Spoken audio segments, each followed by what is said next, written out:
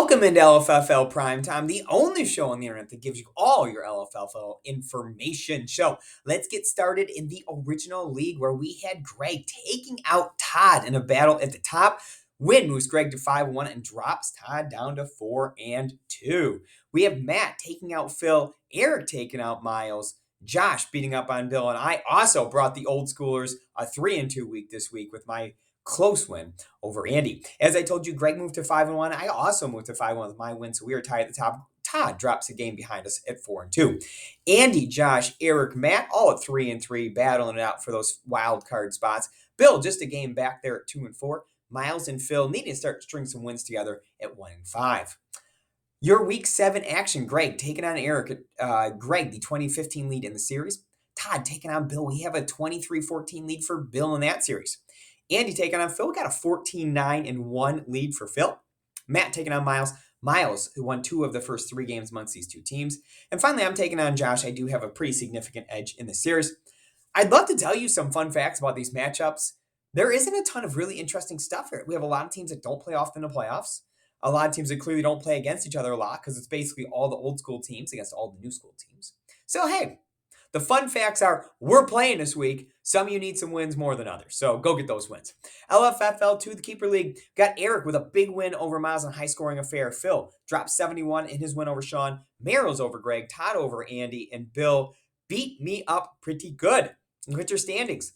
We have got the top starting to really run away with this thing, right? Eric, Bill, the Merrills all in 5-1. Phil at 4-2. Miles and myself at 3-3. Todd at 2-4. Andy, Greg, and Sean all way down there at 1-5.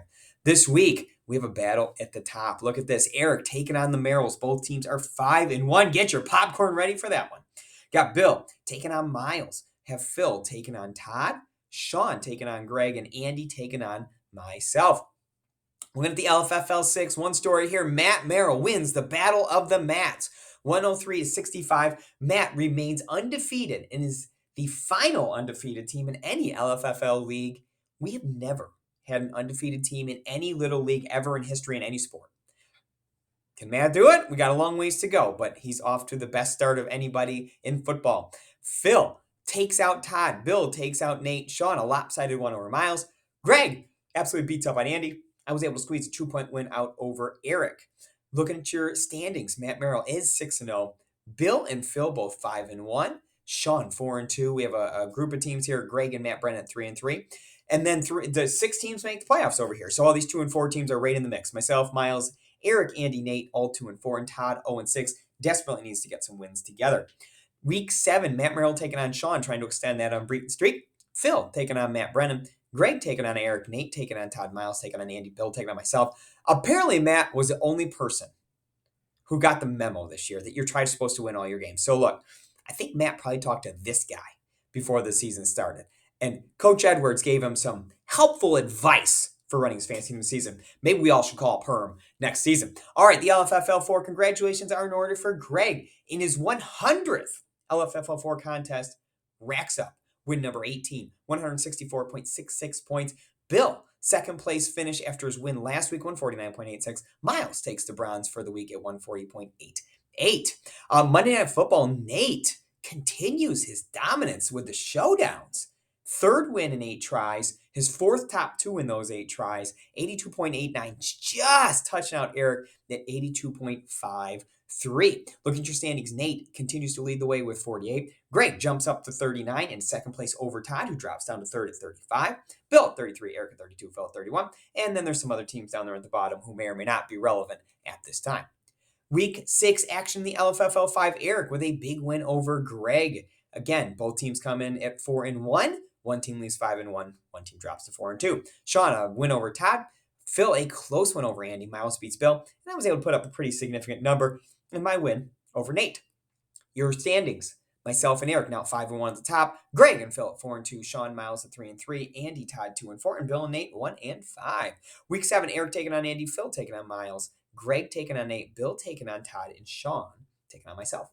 LFFL 6, your monthly leaders. We had a few changes here. Greg in February. I am in March. Greg in April. May is Josh. June is Nate. July is Phil. And I am in August. Now, look at your standings. Andy at 4.9 continues to lead the way for a third consecutive week. However, Greg has closed that gap down to a really close margin.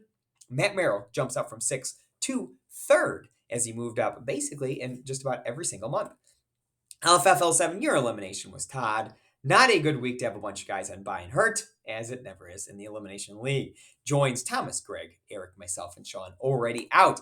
LFFL 8, your current standing. I continue to lead the way over here. Matt Brennan jumps Phil up into 2nd place.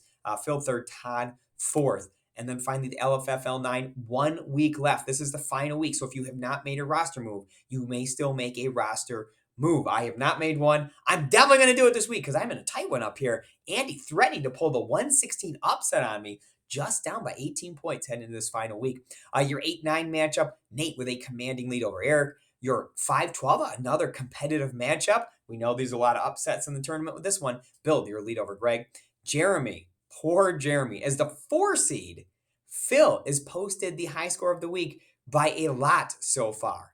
Jeremy's score is actually the 3rd highest score in the entire league, and he's looking like he's going to be out unless we can have a miracle here in the final week. My team is also beating Jeremy, unfortunately, in the 3-14 matchup.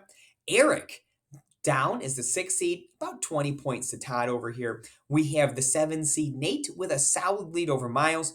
And then finally the 2 seed Greg, the 2nd team to top 400, the 2nd Kaufman to top 400 on the week, beating his brother by a significant margin in that one. So remember, it's the last week for that league. So get in there. If you need to make a roster move, do it. And then after this, the teams that advance get to make an additional roster move for the Elite 8. So good luck to everyone this week. I hope you all are very successful. Thanks so much for watching, and we'll talk to you soon.